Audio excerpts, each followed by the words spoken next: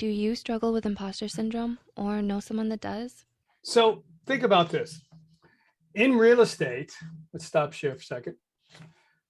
You always see someone else doing well. And I had almost 50 people on this morning. We were talking about this. And I want to share this with you because if we can get the imposter syndrome out of our life, sometimes our egos overshadow it because, oh, no, I'm motivated for this big number. But if you're really motivated by the big number, shouldn't your behavior today be based on the doubled figure, not on the single figure?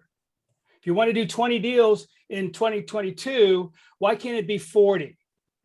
Now, some people say, hey, I don't want to work that hard. That's okay. But what level of the imposter syndrome is affecting you right now so that you can get to that next level?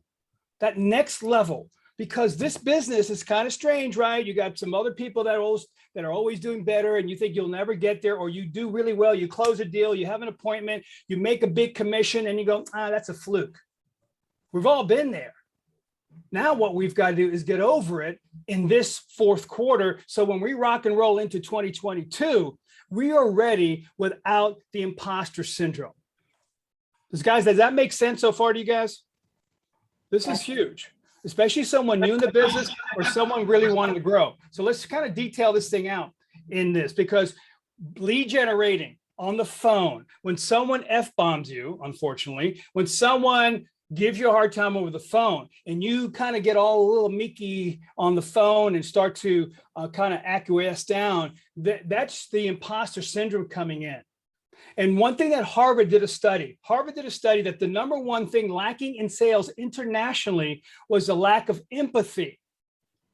So if you grew empathy, if you understood the person on the other side of the phone, if you understood the person when you're doing your presentations better than maybe a top producer, or maybe it's this person that you're competing in your neighborhood, but you just understand these people really well, you could win. But we're not at the level of performance that we need to be with the market that's changing. And that's why it's so important for us to now work on this imposter syndrome. So let's kind of deep dive into this thing a little bit more for you guys. So let's do this, and let's do that. Okay, do you see that imposter syndrome? Do you see that? Everybody see that? Yep. Okay, good. So let's talk about what this is and how it relates to us having an incredible 2022, okay? What it feels like. The imposter feelings represent a conflict between your own self-perception and the way others perceive you. Even as others praise your talents, you write off success as just good luck or timing. You don't believe you earned them on your own merits, and you fear others will eventually realize the same thing. If this ain't real estate, I don't know what it is in most cases. And this is why, guys, if the imposter syndrome was not an issue in real estate, you would not have an average of 4 transactions a year per agent in America today. Think about that. Because you can go, well, that's not me, or that's not the market. Okay, if it wasn't, then you'd see higher production per person for sure. Watch. The work you put in can keep the cycle going. Your further accomplishments don't reassure you. You consider them nothing more than the product of your efforts to maintain the illusion of success. Now, what really impressed me with the team in Idaho, they're the number one team. Okay, that sometimes becomes harder because you've got to now get to that next level.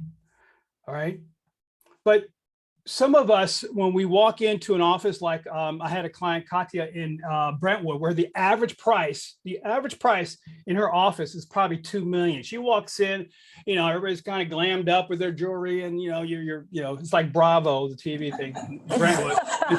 So you walk in and you're going, oh my gosh, the girl's wearing all these nice clothes, and I'm trying to get my business going. You can get really intimidated, but you know what? Here's my opinion. You're coming from the heart. People want to deal with people that understand them, because sometimes the top producers are not the person they want to work with, but you haven't put yourself out there enough so they don't know who you are. Any recognition you earn, you call it sympathy or pity, you're not really saying that it's you. You're saying, well, it's a fluke thing. Even minor errors reinforce your belief in your lack of intelligence and ability. I believe that each one of you today has the ability to go to that, whatever that next level is. And the more business that you do, that next level becomes even bigger number, and it takes a lot more out of us. Okay.